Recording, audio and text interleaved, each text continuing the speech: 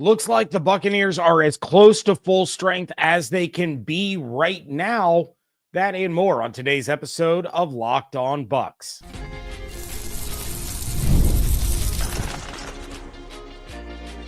You are Locked On Buccaneers, your daily Tampa Bay Buccaneers podcast. Part of the Locked On Podcast Network, your team every day. What's up, and welcome into this live preview episode of Locked On Bucs, your daily podcast covering the Tampa Bay Buccaneers, part of the Locked On Podcast Network, your team every day. I want to thank you for making Locked On Bucs your first listener view every day. Don't forget you can subscribe or follow for free on YouTube or wherever you get your podcasts. And, of course, you can follow along on Twitter. I am James Yarcho, at @JYarcho_Bucs, credentialed member of the media covering your Tampa Bay Buccaneers as editor-in-chief of the 813.TV. Here with you every Monday through Friday, along with the everydayers. And for that, I want to share my appreciation for your continued support of the show. One of the ways you can support the show is become a Locked On Bucs insider. You're going to get news, rumors, updates, general thoughts, one-on-one conversations with me via text message. Go to joinsubtext.com/LockedOnBucs or click the link in the show notes to become an insider today. This episode is brought to you by LinkedIn Jobs. LinkedIn Jobs helps you find the qualified candidates you want to talk to faster. Post your job for free at linkedin.com/LockedOnNFL. Terms and conditions apply. Keys to the game and predictions coming up in a little bit, but let's start with some of the injury concerns that we had coming into this one, and of course, concerns that crept up this week. Todd Bowles told the media after practice that Mike Evans was the only player that would be out for this Sunday's game against the 49ers. And of course, as soon as we jumped into the live chat, someone said, does that mean Jamel Dean is playing? No, Jamel Dean is not playing. Basically, he's still on injured reserve. He has not had that 21-day practice window opened up for him. That's likely going to come after the bye week. So since Mike Evans was not on injured reserve, he is the only one on the active roster that has already been ruled out. Baker Mayfield, Jordan Whitehead, Sterling Shepard, Jalen McMillan, they all missed time this week, both on Wednesday and Thursday. All of them were limited in practice on Friday. So questionable for the Bucs on Sunday are Evan Deckers, the Bucs long snapper that missed time with a hamstring injury. He is in the 21-day practice window to return from injured reserve. Then you have Greg Gaines, Jalen McMillan, Jordan Whitehead, and Tyke Smith, who popped up on the injury report for the first time this week on Friday with a knee injury. Now, again, to be clear, Bowles telling the media that Evans was the only player that was out for Sunday means as of now. Questionable is still questionable, but Evans was the only active player officially ruled out as of Friday. This is obviously good for the Bucs to have McMillan and Shepard on track to play because, let's be honest, if those two were out, I think I might have gotten a call from the team asking me to come play receiver on Sunday since there's just nobody left. If those two guys were out, you have Palmer, Jarrett, Miller, and Callaway. That's it. That's your receiving core. Those would have been, the receivers for this huge game, and that is absolutely terrifying. So McMillan and Shep playing on Sunday is a big relief. As for the Niners, they have ruled out receiver Chris Conley, defensive lineman Kevin Givens, edge rusher Yetur Gross Matos, and corner Charvarius Ward. Questionable are Nick Bosa, Christian McCaffrey, center Joe Feliciano, safety Malik Mustafa, and receiver Deebo Samuel. And let me clear this up right now. Bosa, McCaffrey, Deebo, they're playing. They're in, they're playing, they're locked, they're loaded. The question for the Bucs is how much is McCaffrey playing? Evan said on Wednesday's show that he thought McCaffrey was playing. I mentioned that Evan was far more confident in that assessment than I was. And by the time the show hit YouTube, I knew that I was wrong and Evan was right and McCaffrey was going to be playing this week. But I think you're looking at a situation where he isn't going to get his usual workload. They're going to ease him in, and it's not like they don't have Jordan Mason available, who has been fantastic this season. They aren't going to rush McCaffrey all the way back to his midseason timeshare in his first week. They don't want to re-aggravate any of his injuries, especially since he's dealing with injuries in both legs, and they don't want to create any new ones by pushing him too hard, too fast. In his 2 games against the Bucs since joining the 49ers, McCaffrey has 197 rushing yards and a touchdown on 35 carries, and another 59 yards and 2 touchdowns on 7 receptions. You have to account for him every single time he's on the field, and that could be to the Bucs' detriment. The middle of the field is already a massive problem. It's always open all the time, all season long. So Kyle Shanahan could trot McCaffrey out there simply as a decoy, and he's going to suck away resources to make passing lanes for Brock Purdy even better. The Bucs are going to have a lot of trouble with this Niners offense, and I realize, this Niners offense isn't what it usually is. But CMC coming back changes all of that. Even without Brandon Ayuk, even when McCaffrey doesn't have the ball, I'm not sure that this defense is going to be able to get off the field all that often on their own. And I'm not too sure that the Bucs offense, as it is constructed right now, can get into a shootout with a Kyle Shanahan offense that has Christian McCaffrey back on the field. So McCaffrey's return opens up a whole new can of worms for this struggling Bucs defense. The Bucs are 19th in the NFL against the run, allowing over 130 yards per game. That is not something that we have come to know in a Todd Bowles defense. So a guy like McCaffrey, the Bucs did a good job of containing Derrick Henry for most of the game. They've done a good job. They did a good job against Saquon Barkley for most of the game. Both times they let up huge runs to those running backs. So McCaffrey adds a huge issue for the Bucs defense. And it's not just the run game. It is the pass game because he's so dangerous out of the backfield. And then again, you have George Kittle, who's going to be able to take advantage of a wide open middle of the field. You have Deebo Samuel, who's going to go on those crossing routes and be able to exploit the Bucs secondary with his speed and with his versatility. So there's a lot to be concerned about with this 49ers offense. Going to jump into the live chat real quick. We do have Narav and Bry. I see you guys talking in the chat about Servassier Dennis. Yes, Servassier Dennis is done for the season. He had shoulder surgery. Apparently, it's a shoulder issue that had been bothering him all season. I think it was dating back to last season. It's something that he's constantly been dealing with. And I can't even remember what game it was when he left after, falling on that shoulder. And that was kind of the straw that broke the camel's back for him. They said, go ahead, let's get the surgery done. He is done for the year. Dustin for Greatness says, I heard the Bucs are holding open tryouts to play inside linebacker.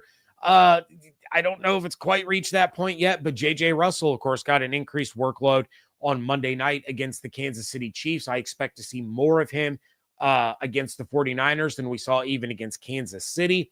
You're going to start to see Vi Jones get sprinkled in a little bit.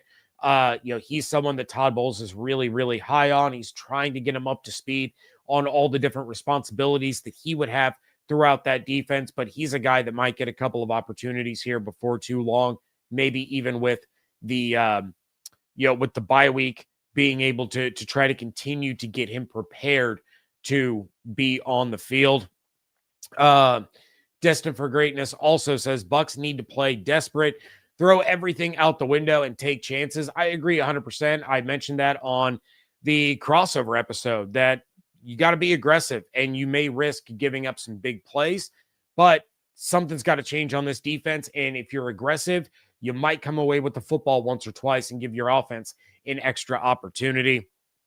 Last one. We got Richard in the chat says CMC is getting 25 touches. I don't think so. I don't think he's going to get nearly that many touches. I think you're probably looking at a 40 to 50% snap count. He'll probably get about 15. I guess it all depends on how the game is going and the game script and things like that. But I don't think they're going to trot him out there and give him the ball 25 times right out of the gate. I think that would be a little too risky in his first game back. But how can the Buccaneers get a win? Offensive and defensive keys to the game coming up next on today's episode of Locked On Bucs, part of the Locked On Podcast Network, your team every day. Most of us that like collecting cards, the idea of spending $2,000 or more on a Luka Doncic or Patrick Mahomes rookie card just isn't in the cards. I love collecting, but that's some serious money to drop. Thanks to slab packs from arenaclub.com, now it's possible to score gem mints for a fraction of their retail price. Every card that I listed was hit from last week's Arena Club slab pack drop. Arena Club is the only repack that provides real value, a complete view of all possible cards, and clear hit rates for each one. Arena Club slab packs are revolutionizing the repack game with transparency. After your pulls are revealed, they'll immediately be placed in your showroom for safekeeping, selling, trading, or auction. The Arena Club grading process is accurate, fast, and transparent, with a full grade rationale provided and explanation of how your card was scored. Right now, you can get 10% off your first slab pack or card purchase by going to arenaclub.com/LockedOnNFL and use code LockedOnNFL. That's arenaclub.com/LockedOnNFL, code LockedOnNFL for 10% off your first purchase. Guys, sometimes intimate moments happen spontaneously, and we always want to be ready so we can perform in the bedroom. Hims provides access to treatments that can help you stay ready and last longer, giving you that boost of confidence so you can be ready whenever the mood strikes. Hims is changing men's healthcare by providing you with access to affordable sexual health treatments from the comfort of your couch. Hims provides access to a range of doctor-trusted ED treatments like chewable hard mints, as well as Viagra and Cialis and their generics for up to 95% cheaper. The process is 100% online, so there's no need for uncomfortable doctor's visits. Start your free online visit today at hims.com/lockedon. That's HIMS.com/lockedon for your personalized ED treatment options. hims.com/lockedon. The products mentioned are chewable, compounded products which are not approved by or verified for safety or effectiveness by the FDA. Prescriptions require an online consultation with a healthcare provider who will determine if appropriate. Restrictions apply. See website for details and important safety information. Subscription required. Price varies based on product and subscription plan. Thank you again for making Locked On Bucs your first listen review every single day. The new Locked On NFL is here, and it's twice a day. The madman Tyler Rowland kicks off your morning with a double shot of NFL espresso. Then you can stop by the barbershop with my guy Tony Wiggins for some real NFL talk. You add in the Locked On local experts, and you get unprecedented NFL insight, hot opinions, detailed breakdowns, all in 30 minutes. It's the new Locked On NFL, and it's twice a day. Make it your second listen at the new Locked On NFL on YouTube or wherever you get your podcast. My keys to the game for this one. For those that did not see my crossover Thursday episode with Brian Peacock, make sure that you check that out. I did mention a couple of the keys to the game in that one. And, one of them was that they have to run the ball and control the clock. Just like protecting the middle of the field on defense is a running theme, running the ball with Rashad, with Bucky, with, for the love of God, Sean Tucker, that is something that the Bucs need to do when you don't have your top two offensive playmakers. But I'm going to change it up a little bit here, and I'm not going to continue to beat that dead horse. So I'm going to say catch him off guard, okay? And what I mean by that is that Cohen needs to get into his bag of tricks and his bag of misdirections and do what the Niners don't expect him to do. I saw somebody in the chat talking about how Shep has been going off. He absolutely has, because he's the number one option right now. Cade Otton is on a historic run for, the Buccaneers. This is a team that had Gronk, and even Gronk didn't have 4 consecutive games with 8+ receptions. With Tom Brady as his quarterback, that's what Cade Otton has just done. He has led the team in receiving for the last 3 weeks. So you get Payne Durham involved. You get Rakim Jarrett involved. Marquez Callaway, get him involved, especially on those quick, short routes where Baker can get rid of the ball in a hurry. The Niners are expecting the ball to go into the hands of Rashad and Bucky and Otton and Shepard. So give it to the other guys. Make the defense respect the other skill position players on the field. They know that they don't have to worry about Mike and Chris. So they're going to look at who's been getting the ball since those guys went down. And it's primarily the four that I just named. Sprinkle in Jalen McMillan a little bit, but he was hurt last week. He wasn't on the field. I've been screaming from the rooftops to get Sean Tucker more involved, but get some of these other pass catchers involved too. If you hit those guys early on and you're moving the chains and you're driving down the field and you get yourself a nice scoring drive by finding Jarrett and Ryan Miller and Payne Durham on 4 or 5 passes, now the defense all of a sudden has to respect those guys. And then guess what that does? You already know what I'm going to say. It opens up the middle of the field for Cade Otton. It opened things up on the outside for Sterling Shepard. It opens up the running lanes for Bucky and Rashad. Those guys can start to get more involved if you're using the players that the Niners are not going to be overly concerned about when they set foot on the field. If Baker comes out and only targets the usual suspects, things are not going to go well. It's not like Evans and Godwin, where everyone knows they're getting the ball, but there's not a freaking thing that they can do about it because Evans and Godwin are so much better than who they're up against. You have to get everyone involved in the offense in this game.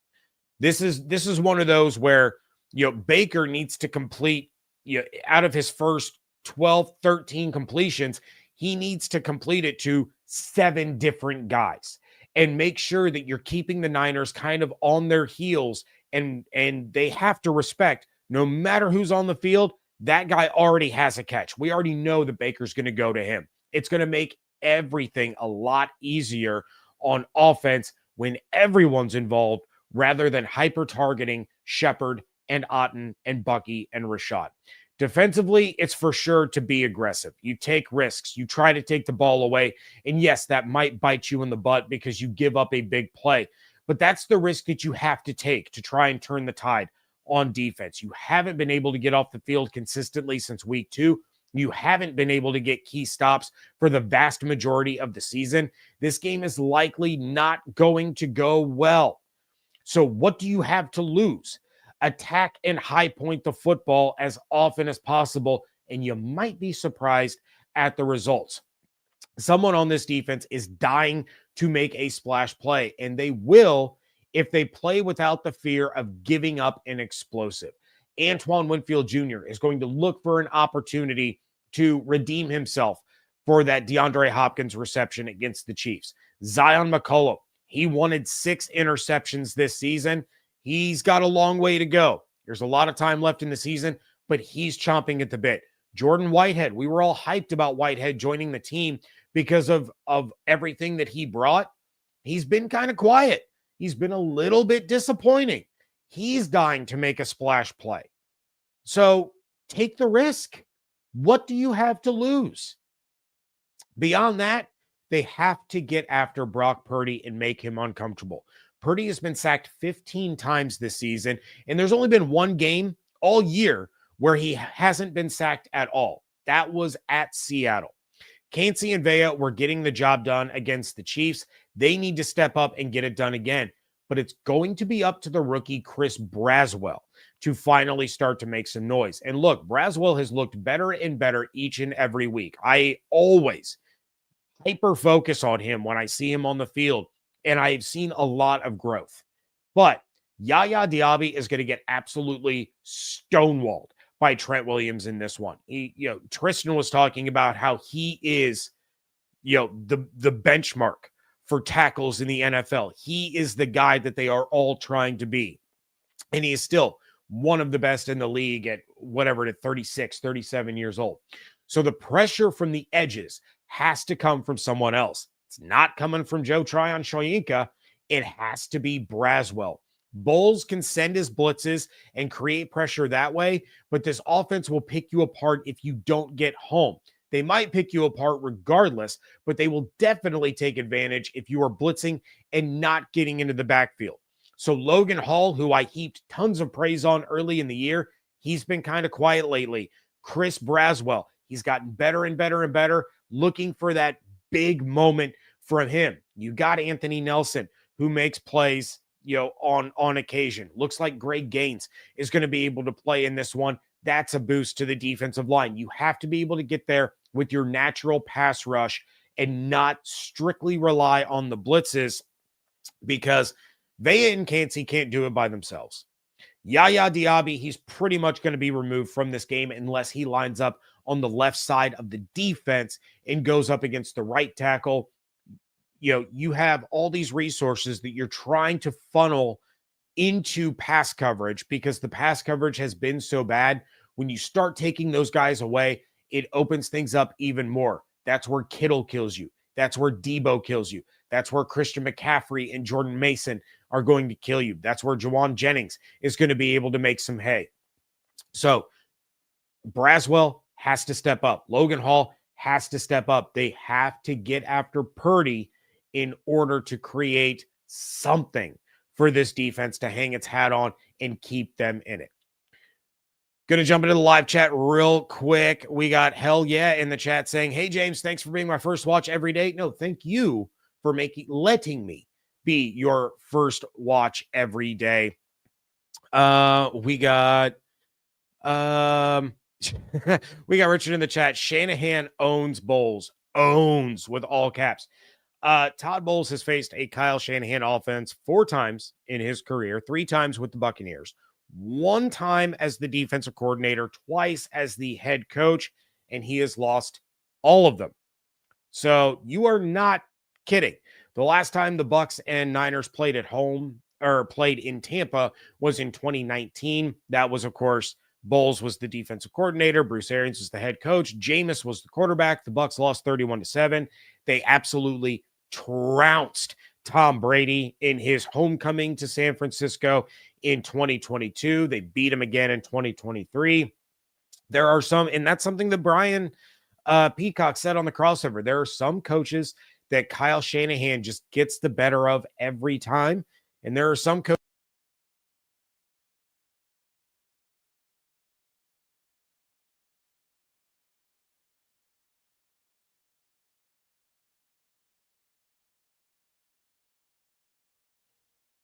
My apologies to everyone. My microphone decided to go out right in the middle of talking. But yeah, there are some coaches that get the better of Shanahan every time they meet. It's just kind of the game that they play, right?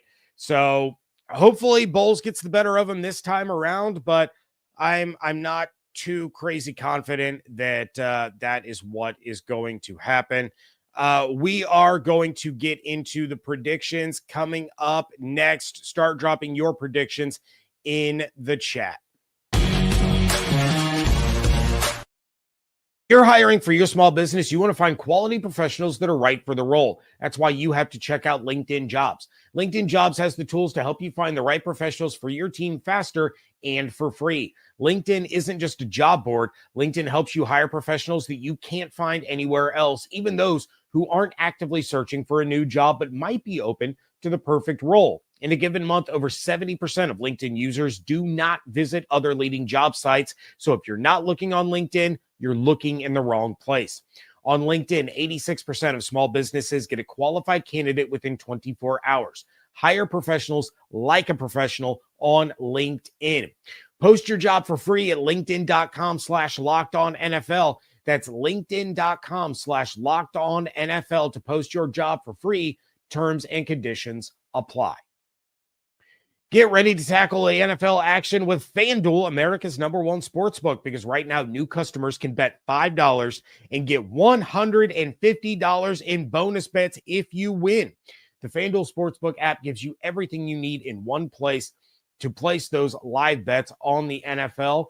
So when you get a hunch in the middle of a game, you can check out the latest stats, view live play-by-play, and so much more on the same page where you place your bets. The Buccaneers are 6.5-point home underdogs against the San Francisco 49ers with an over-under of 50.5. The Kansas City Chiefs remain the Super Bowl favorites at plus 370, followed by the Lions at plus 500, Ravens at plus 750, and the Buffalo Bills at plus 850. Just visit FanDuel.com to join today. You're going to get started with $150 in bonus bets if you win your first $5 bet. That's FanDuel.com. Never waste a hunch and make every moment more with FanDuel, official sportsbook partner of the NFL. Wrapping things up here on a live Friday edition of the Locked On Bucs podcast.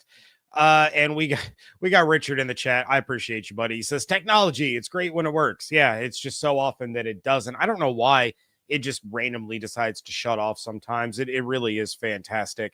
Let's see. I did love this comment that I saw. Bry says, last year we were going into week 10 to play the 49ers with a 4-5 record and half the fan base giving up and wanting Bowles fired.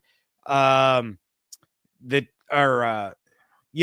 Bowles fired and the team to tank. Sound familiar? We also lost that game too. It does sound awfully familiar. And for those of you that listen to the squad, when I was on there, David, you all know David. He said that, he was my co-host for a long time, and there were plenty of times that he disagreed with me, but he definitely disagreed with me that the Bucs were still making the playoffs. And I said, no, you're wrong, and you're entitled to your wrong opinion. And the Bucs can lose this game, and I still believe that they can make the playoffs. But the Buccaneers and 49ers face off at Raymond James Stadium, with the Bucs being 6.5-point home underdogs with a 50.5-point over-under.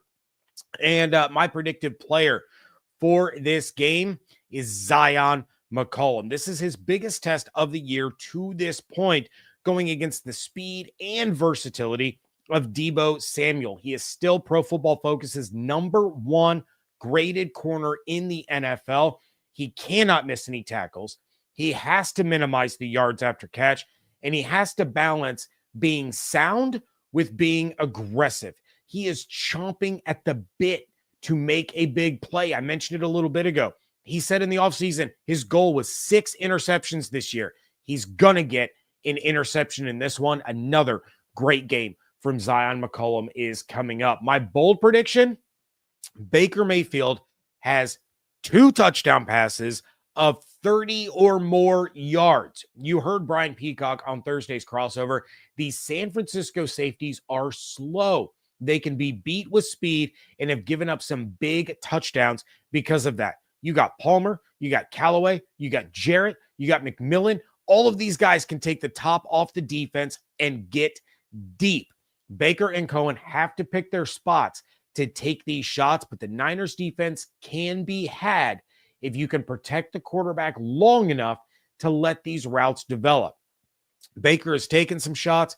We know that he and Palmer were really close on a lot of deep shots last year. He hit Palmer with an absolute beauty at the end of the Chiefs game to set up Ryan Miller's touchdown. Callaway hasn't gotten involved yet. They're going to need to start getting him more involved. He's a guy that offers speed, and he's hit McMillan on a deep touchdown already this season.